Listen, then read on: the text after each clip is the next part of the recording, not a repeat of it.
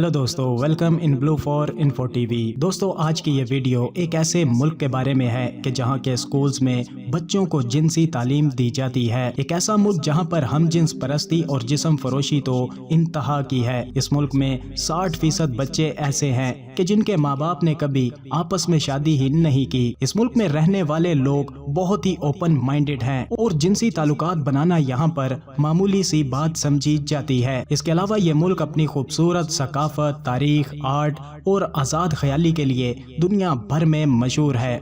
तो चलिए जानते हैं इस मुल्क को मजीद डिटेल से। लेकिन इससे पहले अगर आपने अभी तक इस channel blue for info TV को सब्सक्राइब नहीं किया तो जल्दी से चैनल को सब्सक्राइब करके साथ बेल नोटिफिकेशन को भी ऑन कर दें।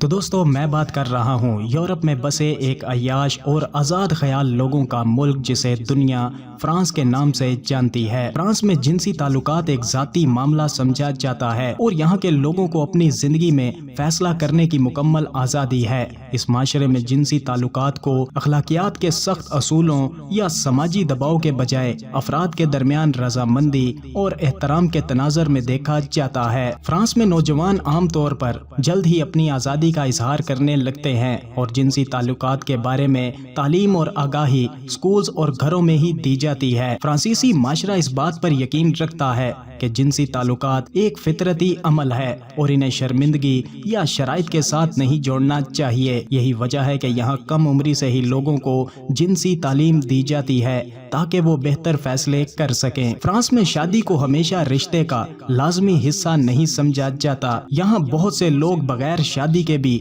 एक साथ जिंदगी गुजारने को तरजीह देते हैं, जिसे कोहैबिटेशन कहा जाता है। फ्रांसीसी माशरा इस चीज को खुले दिल से कबूल करता है और किसी भी किस्म की समाजी तनकीद या दबाव का शिकार नहीं होता। रिश्ते यहाँ मोहब्बत और शराकत दारी पर मबनी है, न कि समाजी या मजहबी रिवायात पर। इसी वजह से फ्रांसीसी लोग अपने रिश्ते में ज्यादा खुले दिल से फैसले करते हैं। यहाँ के माशरे में तलाक को भी किसी मनफी नजर से नहीं देखा जाता, बल्कि ये समझा जाता है कि अगर दो लोग एक साथ खुश नहीं तो अलहदगी एक बेहतर रास्ता हो सकता है। फ्रांस में आउट ऑफ वेडलॉक यानी बगैर शादी के बच्चों की पैदाइश एक मामूली सी बात है। एक रिपोर्ट के मुताबिक फ्रांस में तकरीबन 60% बच्चे गैर शादीशुदा वालिदैन के यहाँ पैदा होते हैं। इसका मतलब है कि यहाँ बच्चे की पैदाइश को वालिदैन की शादी के साथ नहीं जोड़ा जाता, बल्कि इस बात को अहम समझा जाता है कि बच्चे को मोहब्बत और देखभाल मिल सके। फ्रांसीसी माशरा इन बच्चों और इनके वालिदैन को मुकम्मल हकूक और एहतराम फराहम करता है। ये चीज़ इनकी आज़ाद ख्याली का एक अहम पहलू है जो रवायती असूलों के बजाय फर्द की खुशी और खुद मुख्तारी को तरजीह देता है। फ्रांस की ओपन माइंडेड सोसाइटी दुनिया भर में एक मिसाल है। यहाँ अफराद को अपनी जिंदगी जीने का मुकम्मल हक दिया जाता है, चाहे वो इनके रिश्ते हों, जिनसी ताल्लुकात हों या शादी से मुतल्लिक फैसले। फ्रांसीसी लोग अपनी जाती जिंदगी को अवामी और समाजी दबाव से आज़ाद रखने पर यकीन रखते हैं। इनके नज़दीक हर फर्द का हक है कि वो अपनी जिंदगी के फैसले खुद करे और इसमें किसी भी किस्म की मदाखलत ना हो। यही वजह है कि फ्रांस में मुख्तलिफ इकसाम की जिंदगी के अंदाज और ताल्लुकात को खुले दिल से कबूल किया जाता है। बात फ्रांस की लड़कियों की जाए तो यहाँ की लड़कियाँ अपनी दिलकशी के लिए दुनिया भर में मशहूर हैं। यहाँ की लड़कियाँ न सिर्फ अपनी खूबसूरती, फैशन, आला ज़ौक़ और खुद इत्मीनान के लिए जानी जाती हैं, बल्कि इनकी आज़ाद और रोशन ख्याली भी